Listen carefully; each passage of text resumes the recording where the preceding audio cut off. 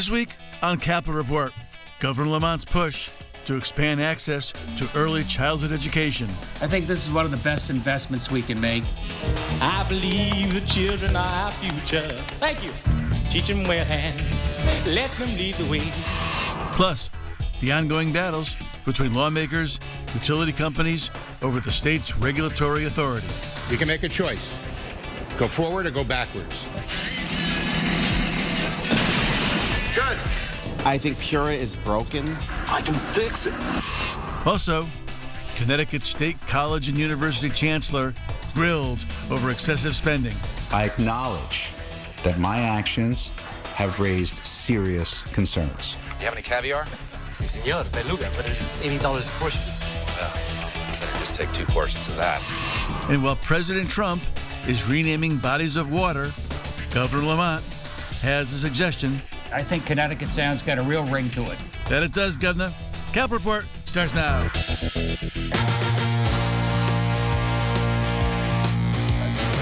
Welcome to Capitol Report. I am Tom Dutcher. We are so glad you're spending part of the Sunday morning alongside the Power Panel, the Director of Child Care for Connecticut, Eva Bermuda-Zimmerman. Hasn't been here in some time. Welcome back. Thanks for having me. And B. McGee, Brendan McGee, Executive Director, Social Equity Council, now a permanent Capitol Report panelist. Welcome to the team, brother. Thank you. Okay. Good morning. Hey, So enthusiastic. I know.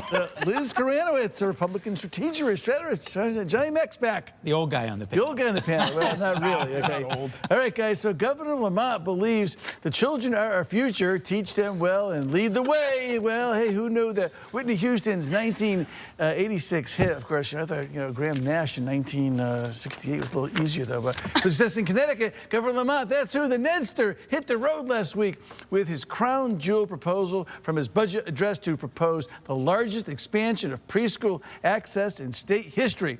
Plan calls for depositing a portion of anticipated surplus cash over the next several years into what would be the Universal Preschool Endowment. The proposal has its detractors from the other side of the aisle, but first here's the Gov explaining how all this would work.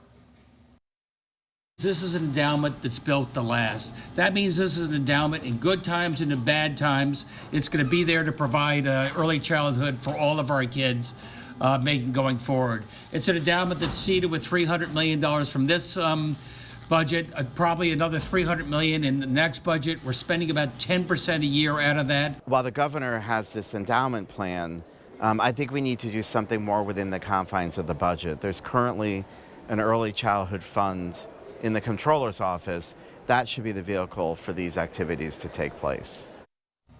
Well, we picked a good week to have a child care expert on the panel. Eva, you take the first hit here. Well, it's not a hit. Okay. It's not a hit. I'm so excited. We applaud the governor, especially the advocacy coalitions that have been trying to do this for over a decade. You can say something nice about the governor on Capitol Report. Well, usually I don't, but here I am. A change of narrative here. It's the first time that the legislature and the governor they're combining forces and actually doing something for childcare, even though it doesn't go all the way where we need it to go, and it needs to start with 0 rather than 3 or 4. It's a step forward, at least. Yeah, I mean, look, I think this is tremendous, and we talked about this a little bit last week. Obviously, this is a bipartisan initiative. Republicans have been talking about this for a very long time, going back to Jody Rell. This is something that I think, again, we all agree on what the outcome needs to be. It's just a question of how do we fund it, and how do we make sure that this is something kids are able to utilize going forward. Because as we were talking about before, anecdotally, kindergarten is the new first grade. And so kids really need academically that jump start earlier in life. And the sooner you can get kids, even from simple things like tummy time, getting them engaged in the learning process, the better off they're going to be in the long run. Can you tell that to Candelora about the endowment so we can actually fund it? I will say this, Liz, your bling bling is actually blinging. I will say education is extremely important, especially when you think of a child at age 5. You'll know where they will go when they're 20, right? So making these investments very early on is extremely important, and I applaud Governor Lamont. But I think we should also take a look at younger ages as well. That's been an ongoing conversation, 0 to 3 as well. So I'm interested to hear more about what's going to happen. Yeah, I mean, birth to 3 programs, we've talked about this, that is probably the best dollar we can invest is on kids from 0 to age 5. It really is. We all know the horrible story of the young woman who graduated from Hartford Public Schools who wasn't able to read. That stops so many things from happening in young people's lives. So we need to correct that. I like the idea of the endowment. I don't think 7 years, we talked about this, is probably too long a stretch. You know, the Republicans have a point, though. If you're going to put in an endowment and spend the endowment interest, that's money you're taking out of the budget. It's an off-budget number. And that is something they should talk about, and they're right to talk about it. But again, I kind of like the idea because it's a permanent structure. I want to make sure it can't be rated for any other purpose. And I still... Special Transportation Fund. And I would still say, no, exactly right. And I would still say that you can't spend 10% annually. It's too much. It's got to be about 5%. So that's going to affect the numbers. All right, guys. Well, the tug-of-war continues at the state capitol surrounding the future of the state's chief utility regulator. And last Tuesday, Democrats rallied the troops to back Marissa Gillett for a second term. Gillett has the governor's approval. Republicans aren't fans as complaints pile up over high utility rates. The other big issue is utility companies themselves. They claim Gillett has made hundreds of decisions on her own, which are hurting consumers and businesses. As for the chair of the Energy and Technology Committee, well, here's what he thinks. Members of the utilities are contacting individual legislators, bad-mouthing the candidates in order to undermine the votes on the Executive Nominations Committee. And I think it's dastardly. We need a strong regulator to ensure that transmission investments are guaranteed to be in the best interest of ratepayers, not shareholders. I think PURA is broken.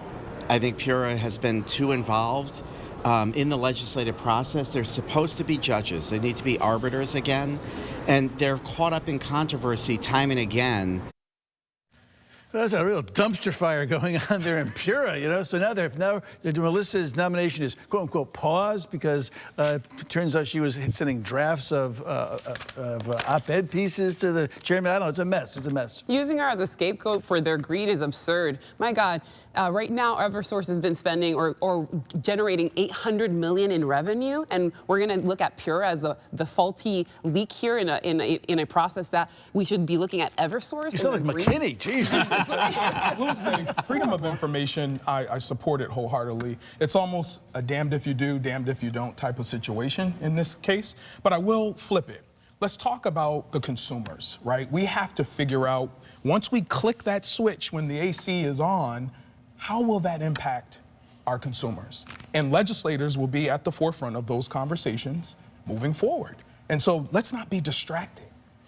And that's just where I stand on this situation. Well, I agree with you entirely. I think that is the one piece that has gotten lost in all of this is the consumers, right? We've got a PURA ethos that is saying we're going to do anything we possibly can to fight the utility. Well, the utility is providing that resource, so we need to find a way to work together. I think the big issue here, if you just take all the personalities and the emotional conflicts out of it, what we're really looking at, again, in the Lamont administration is 2 sets of rules.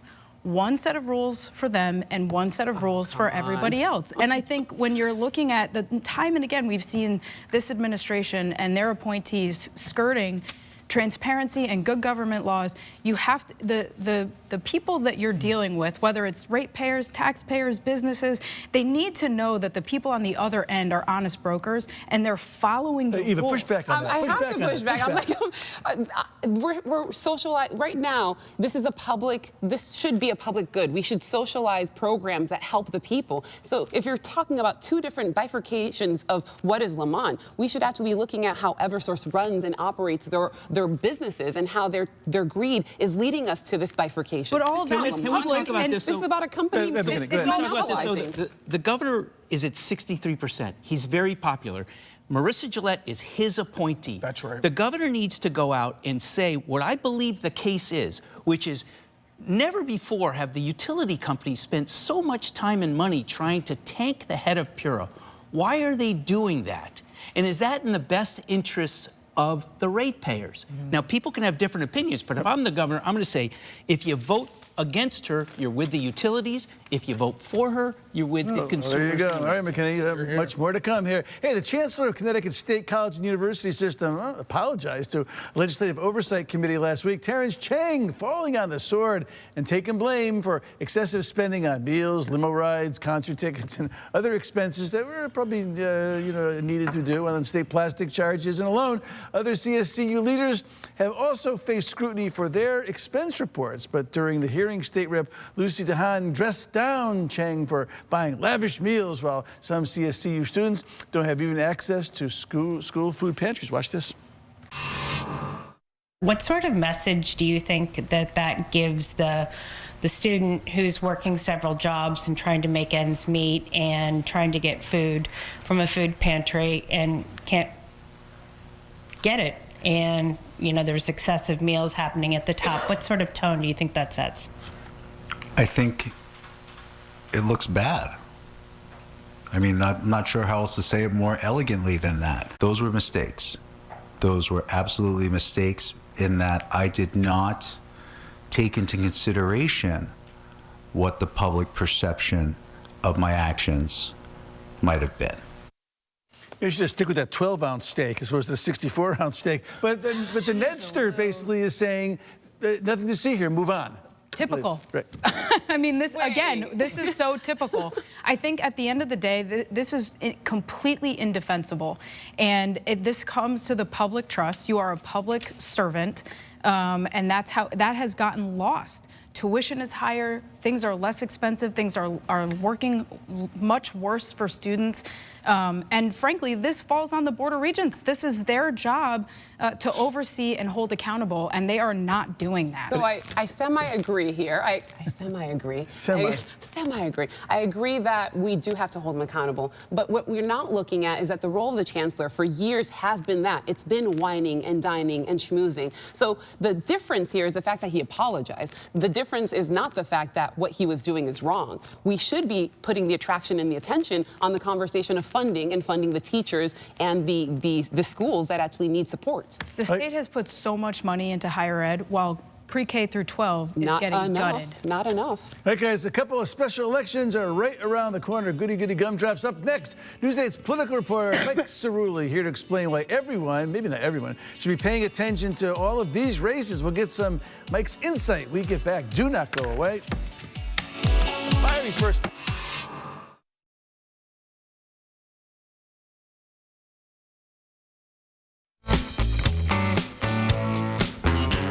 Voters in 4 Connecticut towns will be heading back to the polls starting next week to select a new state senator. And joining us to break down the special election and what it could mean for the balance in power in Hartford is News 8's political reporter, our pal Mike Cerulli. Hey, so Mike, you spent some time in this state senate district, which is like right in your neighborhood, the Cerulli land. What'd you find down there in Trumbull around that neck of the woods? Tom. This district encompasses all of Shelton, parts of Seymour, Monroe, and Stratford. This is Kevin Kelly's old district. He, of course, has been nominated to the state judiciary by Governor Ned Lamont, and now 2 candidates are locked in a fight to succeed him. On one side, you've got State Representative Jason Perillo. He's a Shelton guy through and through. You walk down the street in Shelton with him, people stop, they say hi, and he really is running on his ties to this community. His nearly 2 decades in the legislature, as well as that Republican argument on how to tackle the affordability crisis in Connecticut. Those are the core of his campaigns, particularly on the issue of electricity. I caught up with Perillo at Caloroso Eatery and Bar in Shelton, great local spot. He drove home the point of cost of living for folks and for small businesses there. This is really what towns in Connecticut are all about, right? It's about small business owners who are family businesses. They employ local folks, and they're just trying to make it work. And that's when the affordability of owning a business here, having a job here, retiring here, really comes into play. Mike, you always seem to find a way into an Italian restaurant or someplace that serves chicken wings. Well, so tell us about the Democrat in the race here. Yeah, I haven't tried the wings at Caloroso yet, but the Democrat in this race is Tony Afriye. He's currently an aide to Rosa DeLauro, like Perillo. he plays up his ties to the community. He's a Stratford guy, while PURA was a Shelton guy, and he's focused on issues like workforce development. He wants to pass the state child tax credit. And at 27, he is also running on a generational message. I caught up with him at his campaign HQ and was curious, what type of Democrat is Tony Afriye? Mike, when Joe Biden was running for president the first time, he said that he wanted to pass the baton to the next generation. I believe that I'm that next generation of Democrat that really reinforces the values of working hard, a strong work ethic, and that you can bring your family to reach that American dream, whether that is through home ownership, whether that's through entrepreneurship. So, Mike, it's no secret that Looney and Duff have a pretty firm grip on the Senate. How is this election going to affect the balance of power? Probably not at all, right? Yeah, that's probably right. This is a district that favors Republicans, and if they successfully hold on to the seat, they'll still be outnumbered about 2-1. If they lose, the Republican caucus will be about the size of a baseball team with just one man on the bench, and those are pretty lopsided numbers, so much so that this is what Governor Lamont had to say when I asked him if he planned to campaign in the district and if he thought Senate Democrats needed another member. We got a lot of members. I'll see if I'm asked.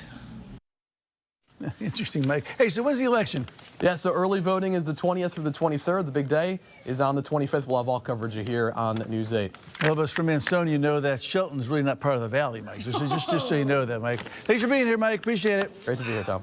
Up next on Cap Report, Trump's new tariff threats as the attention of Connecticut Congressman, our pal Joe Courtney, and what it could mean for our country and other states, our state's defense industry. Watch this, guys. Wow. Yeah, how about that? Okay.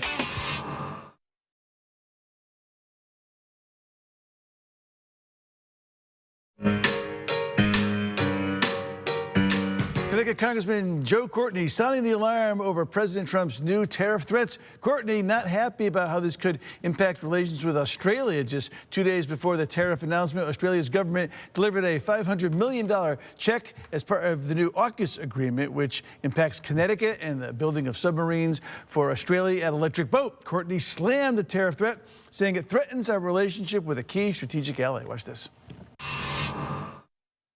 They are positioned in the Indo-Pacific at a place where, again, tensions are sky high, and we need their input, their help in terms of making sure that we are going to rebalance that security environment and protect the rule of law in the Indo-Pacific. They are buying 3 nuclear submarines, cash on the barrelhead, full price, no gimmies, no giveaway.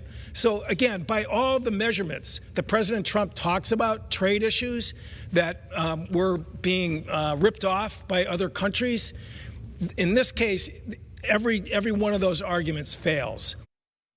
Co-chairman of the Australian caucus, he's fired up, McKinney. Now, the tariffs are obviously going to have an effect on Connecticut. This is a big Twinkie.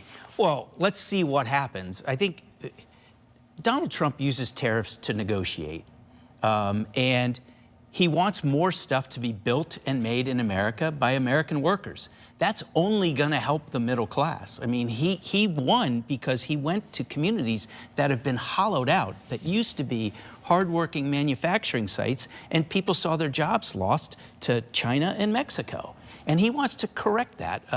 I think at the end of the day, Donald Trump ultimately is for free trade, but it has to be fair trade. And the European Union and so many other countries impose duties and tariffs and other bars to American products being sold abroad. He wants the rules to be fair for everybody. I think that's where we'll go. And I think tariffs are a temporary measure until he gets more of trade deals with other countries. McGee, we can bring all the money we want into the state for subs down in southeastern Connecticut, but if we can't find housing for the people that are building it, that's a big problem. And I know you've been looking at that through your past job. Yeah, Tom, that's a great segue, especially, first of all, thank you to Governor Lamont and the legislature investing over $400 million or continued investment around housing.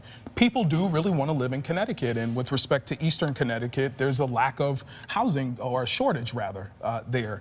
We need affordable housing. We need workforce housing. We need multifamily housing, all types of housing for all people, the least of these, those who are unable to afford today.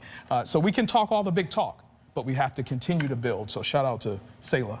on the work that she's doing. And it's not just housing, Brandon. It's important too to segue off of that to talk about workforce development and training. That's something that I think is obviously critical. It's something Linda McMahon has talked about as a potential Secretary of Education. It's something obviously the governor has talked about. It's something CBIA and the business advocates talks about VOTEC all the time. Have talked about, and it's critical, particularly for that high precision manufacturing that we are the best in the world, best in class in the entire world. And so we need to continue to develop that. We need to find places for folks to live that are affordable, and we need to train workers. It's all symbiotic. If we don't have housing, if we don't have workforce development or childcare, then how in the world are we going to build those subs? Yep. You know, where yeah, are we gonna exactly. Yeah, we need more subs. We need more workers. All right, guys. Hey, so the Gulf of Mexico is now the Gulf of America. Next on Calpaport, is it time to consider new names for other bodies of water? No, we'll discuss when we get back. Don't go away.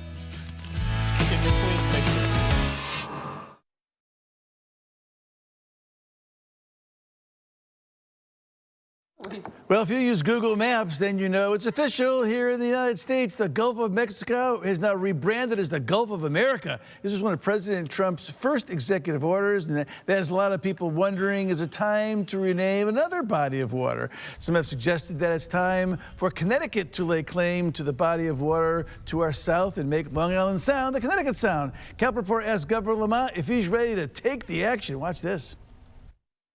I got a president who's naming things anytime he wants to. I think Long Island Sound's a little dated. I think Connecticut Sound's got a real ring to it. You know, and when he floated this out on Twitter, he tagged Kathy Hochul. She said nothing, nothing, nothing. Well, I think busy with congestion. That means pricing. we should do it, right? Congestion pricing, right? Well, Look, I think this is a distraction. Yes. Because he really wants the Connecticut National Guard move in to take the notch over. But if we're going to do that, we should also take back Fisher's Island too. Right. Can we just let's go. We should. God Let's bless go. Franny. New York's got a huge deficit. They'll Yes, just we'll give take up. it. Claim our We'll take flag, that. right? We should just buy it. No comment. It has a new London zip code, Fisher's Island. Exactly. Exactly. It should be Connecticut. I don't understand why it isn't. All right, guys, that's going to do it for this week. For the great Lot of work. news, EBZ. BLM. Oh! Wow. Whoa! Let's go. Intercepted. Wow. Oh!